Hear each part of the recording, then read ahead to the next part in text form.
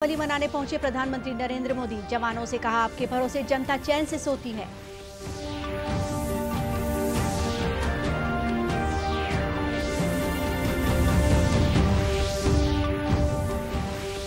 प्रधानमंत्री कल 5 नवंबर को केदारनाथ में विभिन्न योजनाओं का लोकार्पण और शिलान्यास करेंगे।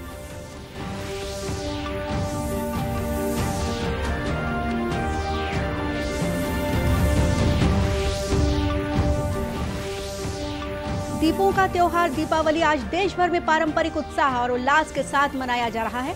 राष्ट्रपति, उपराष्ट्रपति और प्रधानमंत्री ने देशवासियों को दी बधाई।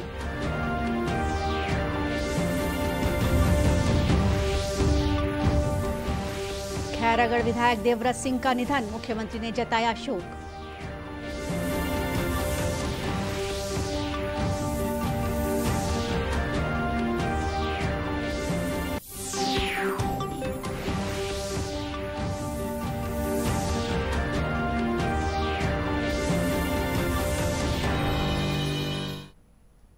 नमस्कार, आप देख रहे हैं दूरदर्शन समाचार। मैं हूं गोपा सान्याल। आप सभी दर्शकों को दूरदर्शन परिवार की ओर से दीपावली की हार्दिक शुभकामनाएं। और अब समाचार विस्तार से। प्रधानमंत्री नरेंद्र मोदी ने कहा है कि देश के सैनिक मातृभूमि के सुरक्षा कवच हैं। श्री मोदी ने कहा कि इन सैनिकों की वजह से ही देश के लोग चैन की नींद सोते हैं और त्योहारों में खुशियां मनाते हैं। आज जम्मू कश्मीर के नौशेरा में सैनिकों को संबोधित करते हुए प्रधानमंत्री ने कहा कि उन्होंने हर साल अपनी दीपावली सीमा की रक्षा करने वाले सैनिकों के साथ मनाई है। श्री मोदी ने कहा कि वह नौशेरा में प्रधानमंत्री के रूप में नहीं बल्कि सैन्य परिवार के एक सदस्य के रूप में आए हैं। सर्जिकल स्ट्राइक के बहादुरों का स्मरण करते हुए प्रधानमंत्री ने कहा कि देश के 1 अरब 30 करोड़ लोगों का आशीर्वाद सेना के साथ है। आतंकवाद के प्रायोजकों को कड़ी चेतावनी देते हुए प्रधानमंत्री ने कहा कि आतंकवादियों ने जम्मू कश्मीर में शांति भंग करने के कई प्रयास किए, जिन्हें विफल कर दिया गया। पावन त्योहार है और हर किसी का मन करता है कि दिवाली अपने परिवार के लोगों के बीच में मनाए। मेरा भी मन करता है कि मैं दिवाली मेरे परिवारजनों के बीच में मनाऊं, और इसीलिए हर दिवाली मैं मेरे परिवारजनों के बीच मनाने के लिए आता हूं, क्योंकि आप मेरे परिवारजन हैं, मैं आपका परिवार का साथी हूं। तो मैं यहां प्रधानमंत्री के रूप में नहीं आया हूं, मैं आपके परिवार के एक सदस्य के रूप में आया हूं। आप सभी के बीच आना, जो भाव अपने परिवार के बीच जाकर के होता है, वही भाव मेरे मन में होता है। और जब से मैं इस संवैधानिक जिम्मेवारी को संभाल रहा हूं, आज उसको 20 साल से भी अधिक समय हो गया। बहुत लंबे अरसे तक मुझे देशवासियों ने इस प्रकार की सेवा का मौका दिया। पहले गुजरात वालों ने दिया, अब देशवासियों ने दिया। लेकिन मैंने हर दिवाली सीमा पर तैनात आप मेरे परिवारजनों के बीच बिताई है।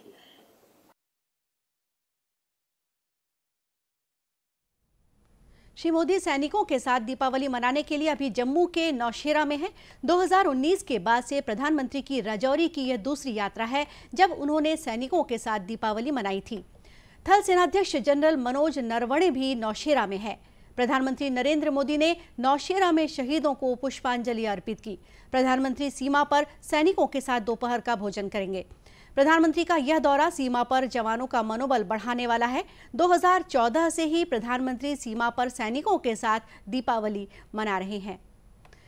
प्रधानमंत्री नरेंद्र मोदी कल 5 नवंबर को उत्तराखंड के केदारनाथ की यात्रा पर जाएंगे। श्री मोदी केदारनाथ मंदिर में पूजा अर्चना करेंगे और श्री आदि शंकराचार्य की समाधि के उद्घाटन के साथ ही उनकी प्रतिमा का अनावरण भी करेंगे। साल 2013 की बाढ़ में हुए विनाश के बाद समाधि का पुनर्निर्माण किया गया है। प्रधानमंत्री एक जनसभा को भी संबोधित करेंगे। इसके अलावा वह सरस्वती रिटेनिंग वॉल आस्था पथ और घाट, मंदाकिनी रिटेनिंग वॉल आस्था पथ, तीर्थ पुरोहित हाउस तथा मंदाकिनी नदी पर गरुड़ चट्टी पुल सहित प्रमुख बुनियादी ढांचा परियोजनाओं का उद्घाटन करेंगे। परियोजनाओं का 130 करोड़ रुपए से अधिक की लागत से निर्माण किया गया है। मैं शंकर का वह क्रोधानल कर सकता जगती क्षार छार, डमरू की प्रलय ध्वनि हूं मैं जिसमें नचता भीषण संहार। 2013 में इन्हीं पहाड़ों से भीषण आपदा आई, जल प्रलय जैसी स्थिति बनी और समूची केदार घाटी तबाह हो गई। गुजरात के तत्कालीन मुख्यमंत्री नरेंद्र मोदी ने इस केदार धाम के पुनर्निर्माण की इच्छा जताई, लेकिन तत्कालीन केंद्र सरकार ने इसे ठुकरा दिया। लेकिन नियति ने शायद पहले ही तय कर रखा था कि इस धाम के पुनर्निर्माण का पुनीत और पुण्य काम मुख्यमंत्री नहीं, प्रधानमंत्री नरेंद्र मोदी के मार्गदर्शन में संपन्न होगा। प्रधानमंत्री 180 करोड़ रुपए से अधिक की लागत वाली कई परियोजनाओं की आधारशिला भी रखेंगे, जिनमें संगम घाट का पुनर्विकास, प्राथमिक चिकित्सा और पर्यटक सुविधा केंद्र, प्रशासनिक कार्यालय सहित अस्पताल, 2 guest house, police station, command and control centre, Mandakini आस्था पथ कतार प्रबंधन तथा वर्षा आश्रय स्थल और सरस्वती नागरिक सुविधा भवन शामिल हैं। प्रधानमंत्री सरस्वती आस्था पथ पर चल रहे कार्यों की समीक्षा और निरीक्षण भी करेंगे। इस अवसर पर 4 धाम बद्रीनाथ, द्वारका, पुरी और रामेश्वरम सहित देश भर के ज्योतिर्लिंगों और ज्योतिष पीठों पर भी कार्यक्रम आयोजित किए जाएंगे। कार्यक्रम में सुबह की पारंपरिक आरती के बाद वैदिक मंत्रोच्चार शामिल होगा। दीपों का त्योहार दीपावली आज देश भर में पारंपरिक उत्साह और उल्लास के साथ मनाया जा रहा है। यह त्योहार बुराई पर अच्छाई के जीत का भी प्रतीक है। इस अवसर पर राष्ट्रपति रामनाथ कोविंद, उपराष्ट्रपति एम वेंकैया नायडू और प्रधानमंत्री नरेंद्र मोदी ने दीपावली की शुभकामनाएं दी हैं। अपने संदेश में श्री कोविंद ने कहा है कि दीपावली आपसी प्रेम, भाईचारे और बंधुत्व का संदेश देता है। राष्ट्रपति ने पर्यावरण संरक्षण और सुरक्षा के लिए एक दूसरे के साथ मिलकर स्वच्छ और सुरक्षित दीपावली मनाने की अपील की है। उपराष्ट्रपति ने कहा है कि यह त्योहार जीवन में उजाला, भाईचारा, समृद्धि और शांति लाता है। श्री नायडू ने लोगों के जीवन में सुख समृद्धि की कामना की है। प्रधानमंत्री ने अपने ट्वीट संदेश में देशवासियों को बधाई दी है। उन्होंने कहा है कि यह प्रकाश पर्व सभी के जीवन में सुख, संपन्नता और सौभाग्य लेकर आए। इधर छत्तीसगढ़ में भी दीपावली पर्व की धूम है। एक तरफ जहां बाजारों में रौनक है, वहीं दूसरी ओर घर और व्यापारिक प्रतिष्ठानों को बिजली की रंगीन झालरों से सजाया जा रहा है। लोग अपने घरों के दरवाजों पर आकर्षक और मनमोहक रंगोली सजा रहे हैं। इधर राजनांदगांव जिले में भी दीपावली पर्व हर्षोल्लास के साथ मनाया जा रहा है। पर्व को लेकर बाजारों में भीड़ बनी हुई है, जिसे देखते हुए कोरोना संक्रमण के बचाव के लिए स्वास्थ्य विभाग ने मास्क और निश्चित दूरी का पालन करने की अपील की है। जिले के मुख्य चिकित्सा और स्वास्थ्य अधिकारी मिथिलेश चौधरी ने कोरोना से बचाव के लिए जारी दिशा निर्देशों का पालन करने का आग्रह किया है। वहीं राजधानी रायपुर में भी दीपावली पर्व को लेकर खासा उत्साह देखा जा रहा है। कोरोना महामारी के प्रकोप के कारण बीते 2 साल से दीपावली की रंगत फीकी थी, लेकिन इस बार रायपुर सहित देश भर में दीपावली को लेकर उत्साह नजर आ रहा है। बाजार और मॉल के अलावा सरकारी और निजी कार्यालय भी रोशनी से जगमगा रहे हैं। एमजी रोड, समता कॉलोनी, जयस्तंभ चौक और मालवीय रोड पर आकर्षक साज सज्जा की गई है। गौरतलब है कि 5 दिनों तक चलने वाले दीप पर्व के पहले दिन धनतेरस से ही घर आंगन में दीप जलाना शुरू कर दिया जाता है। लक्ष्मी माता के स्वागत के लिए रंगोली बनाई जाती है। धनतेरस को धन के देवता कुबेर की पूजा आराधना की गई। वहीं आज मां लक्ष्मी की विधि विधान से पूजा अर्चना कर सुख समृद्धि की कामना की जा रही है। पर्व का समापन गोवर्धन पूजा के बाद भाई दूज के साथ संपन्न होगा। इस बीच राष्ट्रीय हरित प्राधिकरण एनजीटी ने पटाखे फोड़ने को लेकर हिदायत दी है, जिसके बाद सरकार ने पटाखे फोड़ने के लिए समय निर्धारित कर दिया है। जारी निर्देश के अनुसार दीपावली पर आज रात 8 बजे से लेकर रात 10 बजे तक पटाखे फोड़ने की अनुमति दी गई है। इसी तरह छठ पूजा पर सुबह 6 बजे से लेकर 8 बजे तक पटाखे फोड़े जा सकते हैं। वहीं पटाखों से होने वाले प्रदूषण के संबंध में जानकारी देते हुए क्षेत्रीय छत्तीसगढ़ पर्यावरण संरक्षण मंडल दुर्ग की वरिष्ठ अधिकारी अनिता सावंत ने दूरदर्शन समाचार को बताया कि प्रदूषण का व्यास 10 माइक्रोमीटर तक होता है। यह नाक के छेद में आसानी से प्रवेश कर जाता है, जो श्वसन प्रणाली, हृदय और फेफड़ों को प्रभावित करता है। पटाखे ध्वनि प्रदूषण भी करते हैं, साथ ही इंसानों के अलावा पशु, पक्षियों, जल जनित जीवों को भी नुकसान पहुंचाते हैं। और पटाखों में ज़्यादातर कुछ एक ऐसे पटाखे होते हैं जिसमें हैवी मेटल्स होती हैं, सल्फर डाइऑक्साइड वगैरह की सांद्रता बढ़ जाती है वातावरण में, और सस्पेंडेड पार्टिकुलेट मैटर्स जो हैं उसकी सांद्रता भी बढ़ती है। इस वजह से ये निर्देश जारी किए गए हैं कि पटाखा जो है वो रात्रि में 8 से 10 बजे के बीच में ही फोड़ा जाएगा, उसके पश्चात नहीं फोड़ा जाएगा। और इसके अलावा ये है कि ज़्यादातर हरित पटाखों को फोड़ने के निर्देश हैं कि हरित पटाखे हम उपयोग में लाएं। हरित पटाखे का अर्थ ये है कि जिसमें हैवी मेटल्स वगैरह ना हो, जो भारी धातुएं होती हैं, जो जैसे कैडमियम वगैरह, तो ये धातुएं ना हो जो हमारे पर्यावरण को नुकसान पहुँचाएँ। पर्यावरणविद डॉक्टर पीयूष कांत पांडे ने बताया कि दीपावली के मौसम में पटाखों के कारण वायु प्रदूषण 6 से 10 गुना बढ़ जाता है। आवाज का स्तर 15 डेसिबल तक बढ़ जाता है। इसका बच्चों और गर्भवती महिलाओं पर भी असर पड़ता है। प्रदूषण, ध्वनि प्रदूषण, ये दोनों प्रदूषण काफ़ी होते हैं और निश्चित रूप से इसको ज़्यादा उपयोग करना पर्यावरण के लिए बहुत ज़्यादा अधिक हानिकारक होगा। तो ग्रीन पटाखों का उपयोग, ग्रीन क्रैकर्स का उपयोग और लिमिटेड उपयोग सब चीज़ें का ये आवश्यक होगा। डॉक्टर पांडे ने वायुमंडल को साफ सुथरा रखने और पटाखों का कम से कम प्रयोग करने की अपील की है। खैरागढ़ विधायक देवव्रत सिंह का आज निधन हो गया। 52 साल के देवव्रत सिंह की बीती रात तबीयत खराब होने पर अस्पताल ले जाया गया, जहां चिकित्सकों ने उन्हें मृत घोषित कर दिया।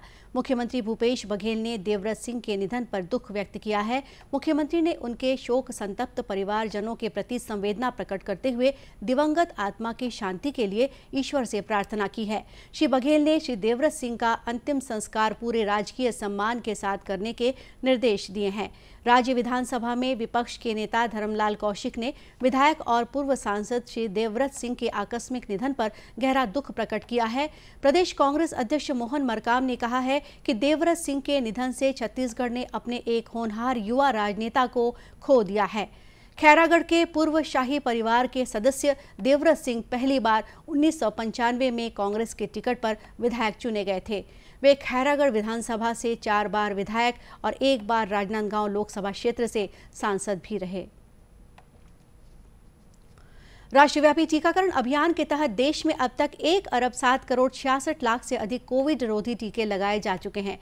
केंद्रीय स्वास्थ्य मंत्रालय ने बताया है कि राष्ट्रीय स्तर पर कोरोना मरीजों की ठीक होने की दर 98.23% है। अब तक 3,37,00,000 से अधिक लोग कोरोना संक्रमण से ठीक हो चुके हैं।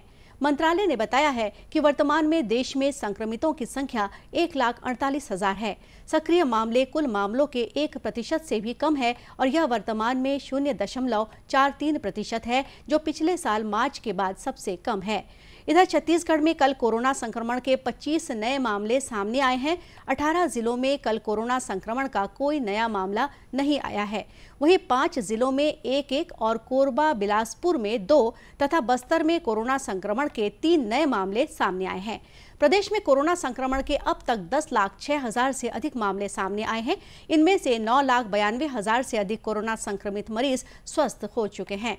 वर्तमान में 290 मरीजों का इलाज प्रदेश के विभिन्न अस्पतालों या होम आइसोलेशन में चल रहा है।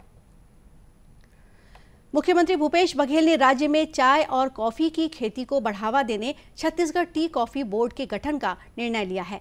कृषि मंत्री की अध्यक्षता में छत्तीसगढ़ टी कॉफी बोर्ड का गठन किया जाएगा। उद्योग मंत्री छत्तीसगढ़ टी कॉफी बोर्ड के उपाध्यक्ष होंगे। श्री बघेल ने कहा कि स्थानीय कृषकों और प्रसंस्करणकर्ता लोगों को अधिकतम लाभ सुनिश्चित कराने के साथ ही राज्य में चाय कॉफी की खेती को बढ़ावा देने के लिए छत्तीसगढ़ टी कॉफी बोर्ड का गठन किया जा रहा है। उन्होंने कहा कि आगामी 3 वर्षों में कम से कम 10-10 हजार एकड़ में चाय और कॉफी की खेती करने का लक्ष्य अर्जित किया जाएगा। चाय और कॉफी की खेती करने वाले किसानों को राजीव गांधी किसान न्याय योजना के अलावा कृषि विभाग की अन्य सुविधाएं दी जाएंगी। आपको बता दें कि राज्य के उत्तरी भाग विशेषकर जशपुर जिले में चाय और बस्तर जिले में कॉफी की खेती के अलावा इनके प्रसंस्करण की व्यापक संभावनाएं हैं। मध्य भारत में जशपुर जिला ही ऐसा है जहां पर चाय की सफल खेती की जा रही है। राज्य सरकार के सहयोग से लगभग 50 किसानों के 80 एकड़ भूमि पर चाय की खेती का कार्य प्रगति पर है। और इसी के साथ ये समाचार बुलेटिन यही समाप्त हुआ। नमस्कार।